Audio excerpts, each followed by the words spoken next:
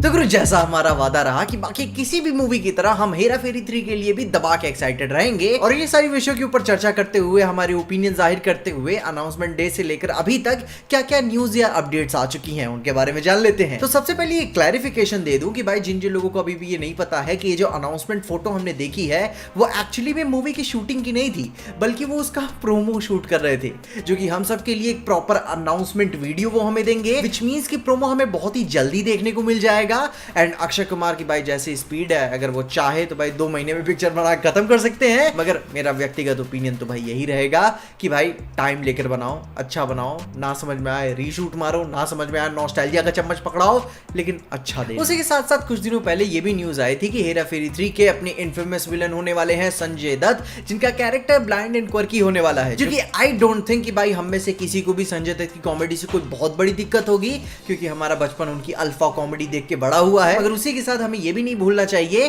कि is also a directors actor, क्योंकि अगर कॉमेडी राजकुमार हिरानी ने लिखी है तो भाई अपन को कॉन्फिडेंस आ जाता है, लेकिन वही डबल धमाल में dialogue Farhad and Sajid brothers ने लिखे थे। एंड अभी उस पिक्चर से मेरे को जलेबी बाई छोड़ के कुछ याद नहीं है। सो आई ट्रस्ट दी एक्टर्स, मगर राइटर्स अच्छे होने चाहिए, वो ज्यादा इंपॉर्टेंट है। एंड हाँ भाई लोग, जैसे हेरा फेरी 3 की बात शुरू हुई थी एंड कई सारे लोग फरहाद सामजी को एज अ डायरेक्टर हायर करने के लिए क्वेश्चन भी कर रहे थे, जिसके बीच में भूल भुलैया 2 के एक्टर अनीस बाज़मी साहब का भी एक स्टेटमेंट आता है कि उनके पुराने स्टेटमेंट को मिसकोट किया जा रहा है, जिसपे उन्होंने क्लैरिफिकेशन तो नहीं दिया, बस गुड लक, थैंक यू और वगैरह वगैरह बोला। मगर उसी रिपोर्ट के अनुसार उनका पुराना स्टेटमेंट ये था कि हेरा फेरी 3 के लिए जब उन्हें अप्रोच किया जा रहा था, स्टूडियो के पास कोई एक्चुअल में एक कहानी थी नहीं, तो उस हिसाब से उन्होंने मना कर दिया। और जो कि उनके इसी पुरानी स्टेटमेंट को कह रहे हैं कि ये मिसकोट किया गया है, क्लैरिफिकेशन नहीं दिया कि एक्चुअली में बताया क्या जा रहा है। अब खैर उन्हीं सारी बातों के साथ एक डॉट्स कनेक्ट करते हुए ये बात समझ में आ रही है कि जब इंटरव्यू में अक्षय कुमार ने बोला था कि उन्हें हेरा फेरी 3 की स्क्रिप्ट पूरी तरीके से पसंद नहीं आई थी,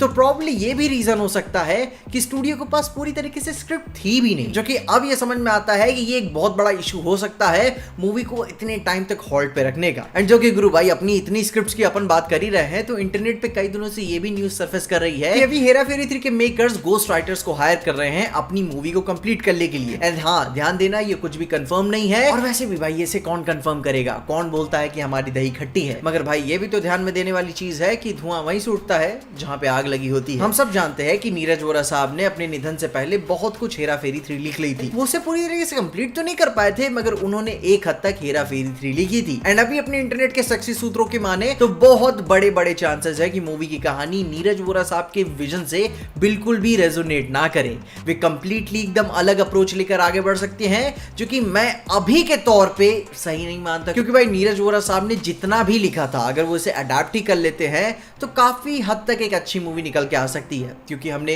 हेरा फेरी 1 और 2 देखी है, क्योंकि जिस हिसाब से इतना वो एवरग्रीन अडैप्ट करते हैं अभी तक मजा आ रही है भाई। एंड इन्हीं सारी बातों के बीच में सुनील शेट्टी साहब ने भी भाई कोपची में अपना एक कांग्रेचुलेशंस थैंक यू नोट भी डाल दिया लिंक्डइन पे, वो भी इतने लंबे चौड़े पोस्ट के साथ, जो कि भाई उन्होंने ज्यादा कुछ इनपुट तो नहीं दिया है, बस बताया है कि 33 साल का अपना इनका मूवी मेकिंग का एक्सपीरियंस और कैसे भाई मूवी बनाने में लायबिलिटी लेयर्स, उसका बिजनेस प्रोपोजिशन क्या होता है, वो सब उन्होंने समझाया। मगर एक चीज उन्होंने ये भी कही कि जैसे हर अच्छी चीज में समय लग जाता है वैसा इसमें भी लग गया, लेकिन अब फाइनली सुकून है उनके पास कि इतने सारे सवालों के जवाब अब उनके पास हैं। हेरा फेरी 3 फाइनली हो रही है। अब देखो जहां रही मेरी बात, मूवी चाहे जैसी भी आगे होगी, अपनी उम्मीदें अपने पास रखते हुए रिलीज डेट पास आते आते अपन कम से कम मूवी को उस तरीके से सेलिब्रेट तो कर ले जैसा एक्साइटमेंट हमारे दिल में है, एंड उसके बाद फिर देखा जाएगा मूवी कैसी होगी। तो कम से कम जितना अपने हाथ में है उतना एंजॉय तो कर ले। तुम अपने ओपिनियंस बताओ कि तुम इसके बारे में क्या सोचते हो, और क्या तुम्हें लगता है कि स्क्रिप्ट्स का सच में इतना बड़ा लोचा चल रहा है? अपने ओपिनियंस में कमेंट जरूर बताना। एंड यस, तुम अपने फरहाद सामजी भाई के बारे में क्या सोचते हो? पिक्चर में उन्हें एक रोल दे देना चाहिए, शामजी भाई, ठीक है?